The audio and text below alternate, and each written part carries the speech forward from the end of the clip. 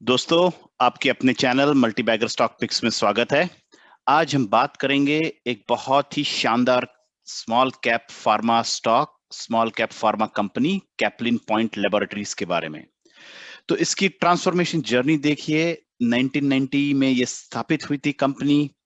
इन्होंने आउटसोर्सिंग चालू किया था चाइना से 2005 में, जहां से प्रोडक्ट्स लेके इंडिया में और वर्ल्ड में बेचती थी। इन्होंने अराउंड 2014 एक अपना खुद का इंजेक्टेबल यूनिट का मैन्युफैक्चरिंग स्टार्ट किया था। बहुत जल्द 2017 में इनको यूएस एफडीए से अप्रूवल्स मिले थे इंजेक्टेबल ड्रग्स की फैसिलिटी में और प्रोडक्ट्स बढ़ाने के लिए। 2018 में इन्होंने पहला कमर्शियल शिपमेंट यूएस के लिए स्टार्ट किया था। यहां से ये इन्होंने यूएस के मार्केट को भी कैप्चर करना शुरू किया था, जिससे एक तेजी से इनके रेवेन्यू में इजाफा हो रहा है। और 2019 में फिडेलिटी ग्रुप, जो यूएस की बहुत बड़ी फाइनेंशियल इंस्टीट्यूट है, इन्होंने कैप्लिन स्टेराइल्स में एक अच्छा खासा इन्वेस्टमेंट किया है। तो एक जो कॉन्ट्रैक्ट मैन्युफैक्चरिंग कंपनी थी, एक छोटी आउटसोर्स मैन्युफैक्चरिंग कंपनी थी, इससे ट्रांसफॉर्म होके आज कैप्लिन पॉइंट लैब्स एक बहुत जिम्मेवार, बहुत शानदार फार्मास्यूटिकल कंपनी बन गई है। और ये सफर बहुत ही कम समय में बहुत ही अच्छी तरह से कैप्लिन पॉइंट ने तय किया है। इसके कुछ मुख्य कारण, कुछ मुख्य एरिया अगर हम देखेंगे, तो ये technology and research based marketing company है। बहुत फोकस है आर&डी पर। इसके जो प्रोडक्ट्स है, जेनेरिक्स है, branded generics, specialty molecules, injectables, इन सब का मार्केट में बहुत अच्छा इसके पास मार्केट शेयर है। और इसका फोकस हमेशा से रहा है स्पेशलिटी निश प्रोडक्ट्स में, जहां पे अलग अलग थेरेपी सेगमेंट्स में, अलग अलग एरिया में इसने बहुत ही अच्छा मोनोपोली भी स्थापित किया है।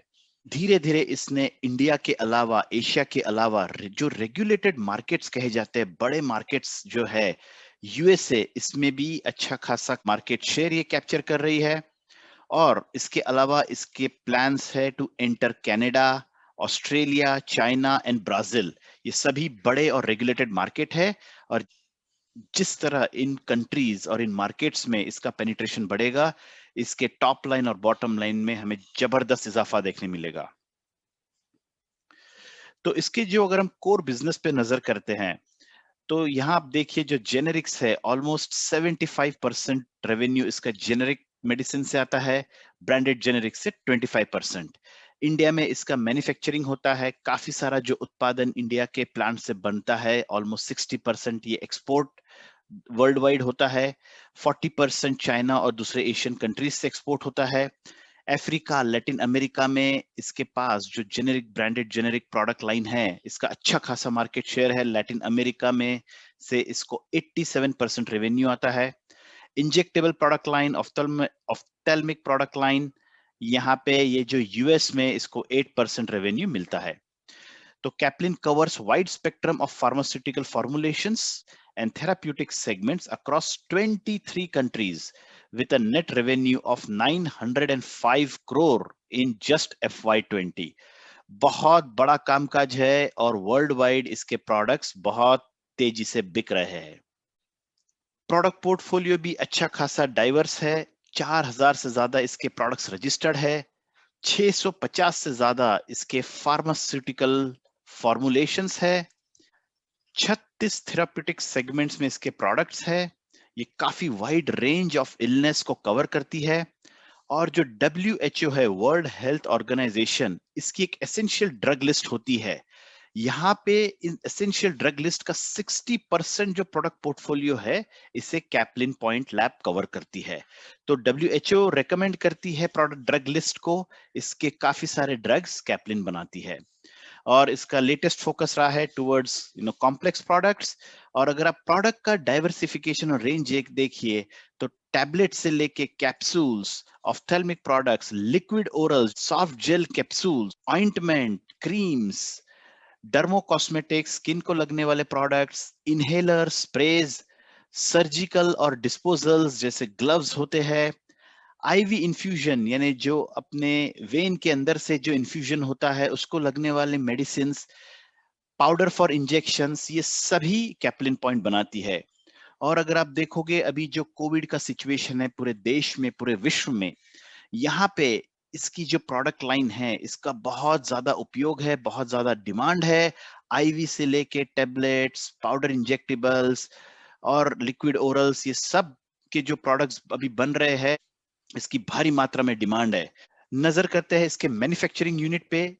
40% जो प्रोडक्ट्स कैपलिन बनाती है इसका प्रोडक्शन होता है इन हाउस।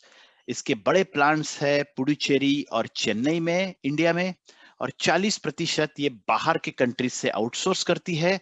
तो एक बहुत अच्छा बैलेंस है मैन्युफैक्चरिंग और आउटसोर्सिंग में। नजर करते हैं इसके R&D कैपेबिलिटीज पे। इसके पास 5 डेडिकेटेड फैसिलिटीज है R&D के लिए, जहां पे 1.6 बिलियन रुपीस का इसने केपेक्स में इन्वेस्टमेंट किया है।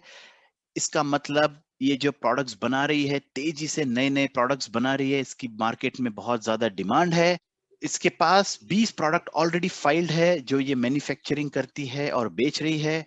12 प्रोडक्ट्स को अप्रूवल मिल चुका है, और उससे भी शानदार बात 45 प्रोडक्ट्स ये पाइपलाइन में है जो आने वाले 3 से 4 वर्षों में मार्केट को हिट करेगा। एक बार इसका अप्रूवल मिलने के बाद इसका मैन्युफैक्चरिंग स्टार्ट होगा। तो आप देखिए किस तरह की संभावना है इसके स्टॉक प्राइस की बढ़ने की। बहुत ही यहां से मुझे शानदार कंपनी नजर आ रही है। Caplin ranks number 1 in India across all industries for R&D spend as a percentage of revenue on average in past 5 years। बहुत ही बड़ा स्टेटमेंट है। भारत में सभी इंडस्ट्री का अगर आप डेटा लेते हो तो कैपलिन रैंक्स नंबर 1। ये जो रेवेन्यू जनरेट करती है और उस रेवेन्यू का 1% जो रिसर्च एंड डेवलपमेंट में ये स्पेंड करती है, यहाँ पे Caplin is number 1 in the country. नजर करते हैं इसके फाइनेंशियल नंबर्स पर। देखिए क्या बेहतरीन फाइनेंशियल नंबर्स है। अगर हम लास्ट 6 या 7 साल का डेटा लेते हैं तो FY14 में जहां पे 177 करोड़ का इसका टोटल रेवेन्यू था, आज FY20 में 905 करोड़ तक बढ़ गया है। 31.3% CAGR से इसने ग्रो किया है लास्ट 6 इयर्स में। बहुत तेज ग्रोथ इसे हम कह सकते हैं। एबिटा यानी जो प्रॉफिट है ये भी 39 करोड़ से बढ़कर 301 करोड़ को छू गया है FY20 में।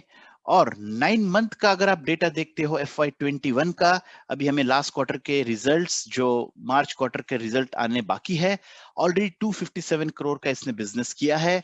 और एक बार Q4 के रिजल्ट भी ऐड हो जाएगा तो ये 301 करोड़ को भी पार कर जाएगा। तो 40.5% से इसका एबिटा बढ़ रहा है।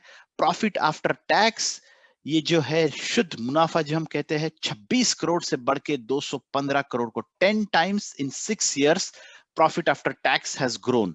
इस तरह के नंबर हमें सिर्फ गिनी चुनी कंपनीज में देखने मिलते हैं। बहुत शानदार performance. Market opportunity in US भी इसका एक बहुत ही पॉजिटिव पॉइंट है। आज की तारीख में इसका जो मार्केट साइज है जहां इसके प्रोडक्ट्स अभी अप्रूव हुए हैं या अंडर अप्रूवल है, ये है $670 मिलियन की मार्केट साइज। इससे भी तगड़ी बात, जो ओवरऑल मार्केट साइज है इनके प्रोडक्ट्स की जो पाइपलाइन में है, जो मैंने बताया था ऑलमोस्ट 45 प्रोडक्ट्स इसके पाइपलाइन में है, एक बार ये अगर अप्रूव हो जाते हैं तो इसका जो पोटेंशियल है वो है $3.1 बिलियन का पोटेंशियल है। और इस मार्केट को जब कैपलिन टैप करेगी तो ये छप्पर फाड़ के मुनाफा देगी।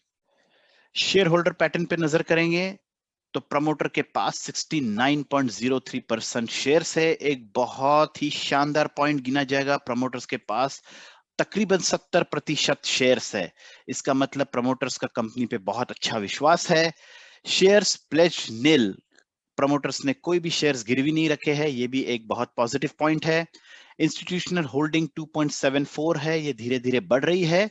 जैसे जैसे ये स्मॉल कैप कंपनी और डिविडेंड जनरेट करेगी और प्रॉफिट जनरेट करेगी, यहां से इंस्टीट्यूशनल होल्डिंग भी आने वाले समय में अच्छा खासा बढ़ सकता है। जब इंस्टीट्यूशनल होल्डिंग बढ़ेगा तो इसके शेयर प्राइस पे आपको बहुत बड़ा इजाफा देखने मिलेगा। तो दोस्तों जैसे मैंने बताया, ये एक स्मॉल कैप कंपनी है। 3,500 करोड़ का इसका मार्केट कैप है जो तेजी से बढ़ रहा है। करंट प्राइस 474 है। ROCE देखिए दोस्तों 37.7%, बहुत शानदार है। ROE return on equity is 30.8%।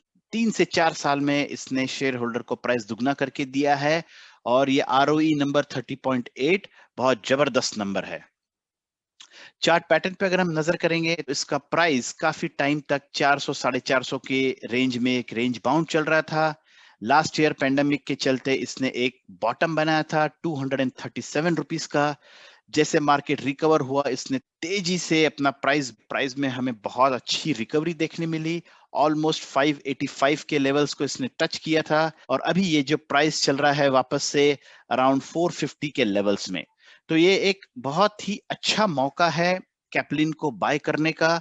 और यहां से जैसे मैंने कहा मुझे लगता है ये 4 to 6 months में ऑलमोस्ट 600 के लेवल्स को क्रॉस करेगा।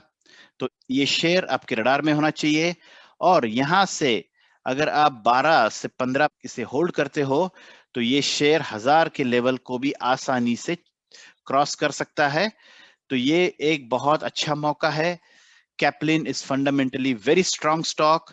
यहाँ पे इसके जो प्रोडक्ट लाइन है, इसका जो कनाडा, ऑस्ट्रेलिया, यूएस में एक्सपांशन चल रहा है, एक हेल्दी रेवेन्यू जनरेट कर रही है। और जिस तरह से इसने ROE ROC के नंबर्स हमें बताए हैं, यहां से मुझे लगता है Caplin is a very value by. ये स्मॉल कैप में बहुत ही शानदार कंपनी है और आपने धीरे धीरे over a period of time इसे अक्यूमुलेट करना चाहिए। जब भी डिप आता है, मौका मिलता है, आपने कैपलिन को जरूर बाय करना चाहिए। It's a multibagger stock. आने वाले समय में आपको ये मल्टीफोल्ड रिटर्न्स दे सकता है। Happy investing friends. इस वीडियो में कही गई बात मेरे पर्सनल व्यूज और निजी राय है। अपने फाइनेंशियल एडवाइजर या कंसल्टेंट की राय लेने के बाद ही किसी भी स्टॉक में निवेश का निर्णय लीजिए। धन्यवाद।